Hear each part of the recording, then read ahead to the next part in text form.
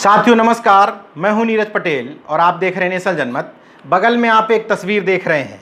इस तस्वीर में एक घोड़ा है जो प्रतिनिधित्व कर रहा है इस देश के संपूर्ण पिछड़े और दलित तबके का, खास तौर से पिछड़े वर्ग का।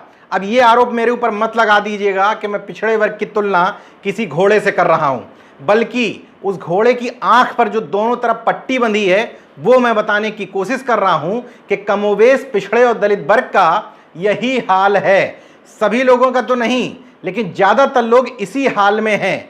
जिस तरीके से घोड़े के आंखों पर पट्टी बांध करके उसका मालिक उसको इस बात के लिए निर्देशित करता है कि तुम अगल बगल कहीं नहीं देखोगे, मैं जितना तुम्हें हाँकूंगा उतना तुम चलोगे और उसमें भी सीधे देखोगे, अगल बगल की पट्टी की वजह से तुम अगल बगल कुछ भी नहीं देख पाओगे।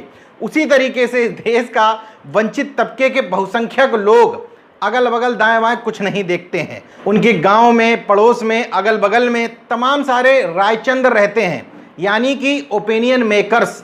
उन्हीं की सलाह पर काम करते हैं। गाय, गंगा, गौमूत्र, कावड़ यात्रा, धर्म के नाम पर वोट देते हैं, अपने मुद्दों को भूल जाते हैं। ये उनका एक पहलू है, इस पर हम कई बार बात कर चुके हैं। लेकिन दूसरे पहलू की बात कर रहा हूं, जो पट्टी पड़ी होती है उसका एक और मकसद होता है कि अगर तुम इधर उधर नजरें दौड़ाओ भी तो ज्यादा से ज्यादा नजरें अपने जाति के नेता पर टिका दो, उसके अलावा तुम्हें कुछ भी नहीं देखना है। जब तुम्हारी जाति का नेता कुछ बात कहे तो वो सामाजिक न्याय है, दूसरा व्यक्ति करे तो वो दिखावे के लिए कर रहा है, राजनीति के लिए कर रहा है। कमोवेश किसी भी जाति वर्ग के युवाओं को इसी तरीके से ट्रेंड किया जाता है। तमाम सारे जाति संगठन उनको बताते हैं कि अपने जाति के नेता में आस्था रखना। यही वजह है कि पिछड़े और वंचित वर्ग की राजनीति आगे बढ़ने की बजाय खात्मे की कगार पर है। सोचिए, एक वो दौर था जब पिछड़े और दलित वर्ग से नेता आगे आकर के मुद्दों के आधार पर इस्तीफा दे दिया करते थे, मुद्दों के लिए लड़ाई लड़ते थे।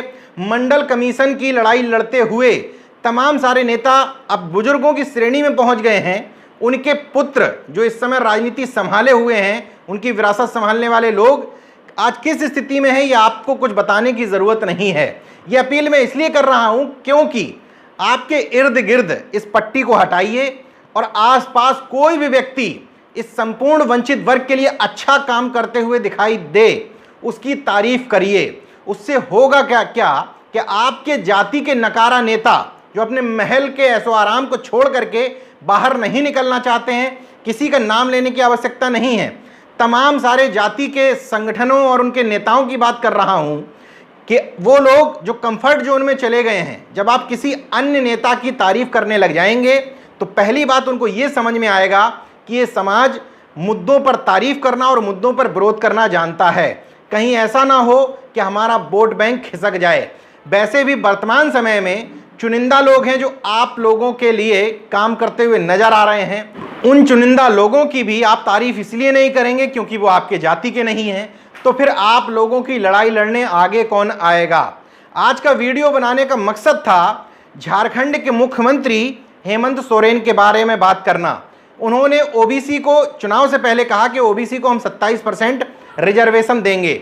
हालांकि सरकार बने हुए तकरीबन 7 महीने हो गए हैं, अभी तक ओबीसी को रिजर्वेशन नहीं दिया गया। लेकिन हेमंत सोरेन ने ओबीसी रिजर्वेशन को चुनाव से पहले चर्चा में ला दिया।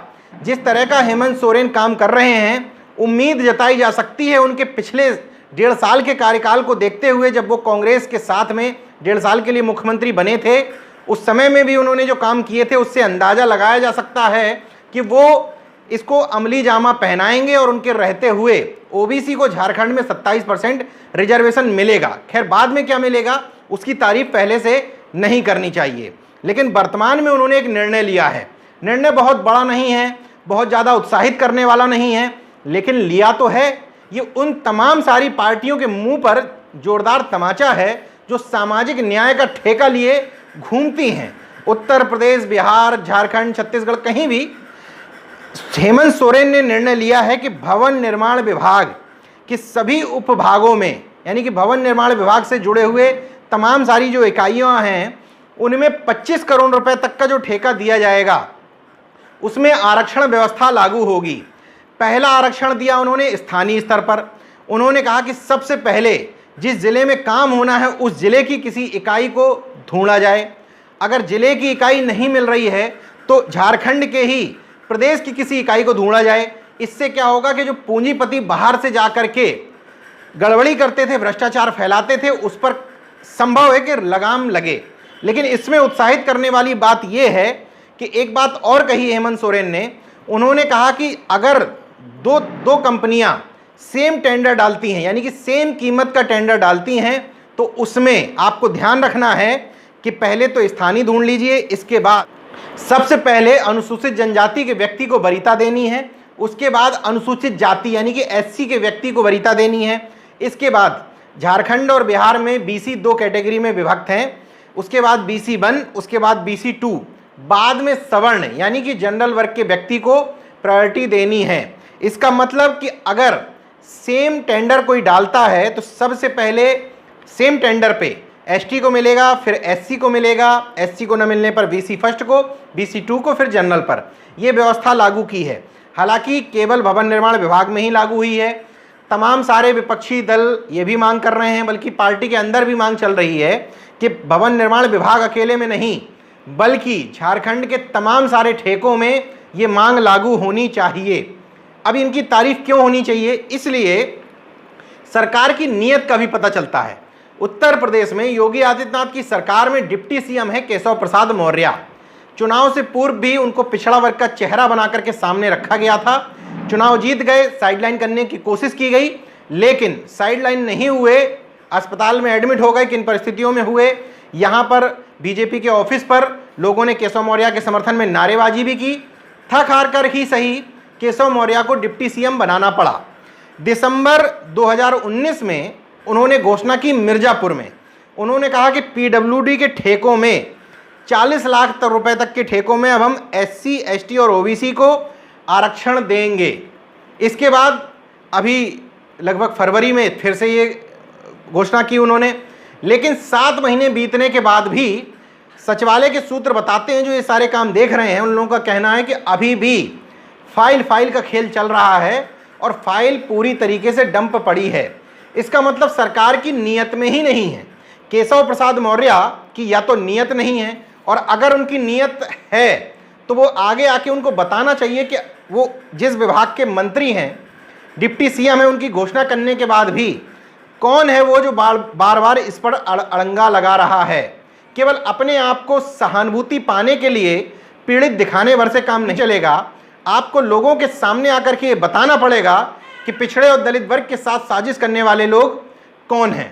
खैर, ये दोनों तुलनाएं मैंने इसलिए की आपसे कि इसी बीच में अगर मान लीजिए केशव प्रसाद मौर्य के रहते हुए ये काम हो जाता है, तो हमें आपको केशव प्रसाद मौर्य की भी तारीफ करनी है।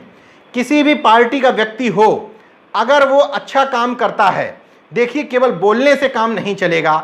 बोलने, पत्र लिखने, ये सब चीज़ें अलग बात हैं, लेकिन काम करते हुए दिखना चाहिए। काम यानी कि आप सीधे सीधे सरकार में शामिल नहीं हैं या सरकार के पिछलग्गू दल हैं, तो आप संघर्ष करते हुए, लड़ते हुए नजर तो आइए। जरूरी नहीं कि सत्ता में शामिल लोग सारे काम करवा ही लेते हों पिछड़े और दलित वर्ग के, लेकिन काम करवाते हुए नजर तो आए। हमें आपको इस बात की परिभाषा बदलनी होगी कि हमारा नेता कौन है। हम जाति के हिसाब से हमारे नेता सेट करते हैं, जबकि हमारे नेता की परिभाषा ये होनी चाहिए कि जो पिछड़े और दलित वर्ग के लिए काम करे वो हमारे नेता हैं। इस समय आप तारीफ कर सकते हैं सांसद गणेश सिंह जी की, जिन्होंने क्रीमी लेयर के दायरे में जो गलत परिभाषा करने की कोशिश कर रही है शर्मा कमेटी, उसके लिए भारतीय जनता पार्टी में शामिल तमाम सारे पिछड़े वर्ग के सांसदों को पत्र लिख करके कहा है कि इसका विरोध दर्ज कराएं। एनसीवीसी अपनी सीमाओं में रह करके जो थोड़ा बहुत काम कर पा रही है उसको भी बधाई देनी चाहिए। ज़रूरत पड़े तो भूपेश बघेल जी को भी बधाई देनी चाहिए। ज़रूरत पड़े तो जगन मोहन रेड्डी, अच्छा काम किया उन्होंने, 4 डिप्टी सीएम बनाए, एक नया उदाहरण सेट किया, कई वर्गों को प्रतिनिधित्व दिया। जो लोग कहते हैं कि दूसरी पार्टियों में ये चेहरा है, वो मोहरा है, तो आप लोगों को तो किसी ने मना किया नहीं है कि आप चेहरा और मोहरा ना बनाइए। आपके पास चेहरे और मोहरों की इतनी कमी हो गई है कि जब आपके नेता प्रेस कॉन्फ्रेंस करने आते हैं तो या तो अकेले होते हैं या उनके इर्द गिर्द वही 2-4 नाम नजर आते हैं जिनके पास शायद 5 और 10 की संख्या में भी वोट बैंक नहीं होगा। इसलिए मैं कहता हूं कि अगर वास्तव में आप चाहते हो कि आपके भले के लिए काम करने वाले लोग और पार्टियां सत्ता में आएं, तो उसके लिए आपको मुक्त कंठ से लोगों की तारीफ भी करना होगा और मुक्त कंठ से विरोध भी करना होगा। जहां जहां तेजस्वी यादव, अखिलेश यादव अच्छा काम करते हुए दिखाई दें, वहां पर मुक्त कंठ से उनकी तारीफ भी करिए। लेकिन जब ये लोग अपने महलों से निकलने को तैयार ना हो, तो भले ही इनमें से कोई भी व्यक्ति, स्वतंत्र देव सिंह हो, अनुप्रिया पटेल हो, उपेंद्र कुशवाहा हो, कोई भी व्यक्ति, चाहे रामविलास पासवान हो, अगर ये लोग अपने दायरे से बाहर निकल करके आपके लिए संघर्ष करने को तैयार नहीं है, तो निश्चित तौर पर मुक्त कंठ से इनकी आलोचना भी करिए। नेशनल जनमत आपको नेताओं का विरोधी नहीं बनाने जा रहा है, बल्कि नेशनल जनमत की कोशिश ये है कि आप सवाल उठाना शुरू करिए। अभी तक हम लोगों ने केवल अपने जाति के नेताओं के सामने सिर झुकाया है, उनको माला पहनाई है, उनको कार्यक्रमों में बुलाया है। इससे हम अपना नुकसान ये कर बैठे कि हमने अच्छे नेताओं की तारीफ नहीं की, क्योंकि वो आपके जाति के नहीं थे।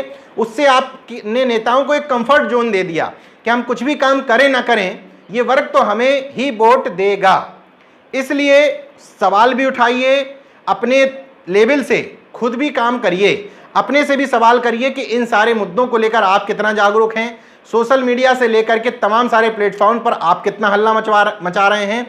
अगर ये समय रहते हल्ला मचाया गया होता तो ये भी संभव है कि पीडब्ल्यूडी विभाग में जो घोषणा की थी केशव प्रसाद मौर्य ने, उनको भी समर्थन मिलता कि देखिए पिछड़े वर्ग की आवाज़ है और हमें मजबूरी में घोषणा करनी पड़ रही है, सरकार भी दबाव में आती।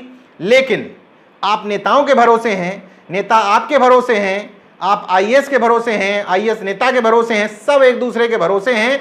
खुद अपने लेवल से कोई भी अगर किसी महत्वपूर्ण पद पर है, किसी भी स्थिति में है, तो काम नहीं करना चाहता है, सिर्फ बहाना बनाना चाहता है।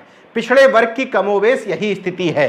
इसलिए नेशनल जनमत आपसे अपील करता है कि अपनी क्षमता में जो भी है वो काम करें, आवाज़ उठाएं। देखते रहिए नेशनल जनमत, जागरूक और सजग बने रहिए। जय विज्ञान, जय संविधान, जय लोकतंत्र। धन्यवाद। तो अगर आपने मेरा YouTube चैनल सब्सक्राइब नहीं किया तो प्लीज़ सब्सक्राइब कर लें और उस बेल आइकन पर जरूर क्लिक करें, जिससे जो मेरे न्यू वीडियो है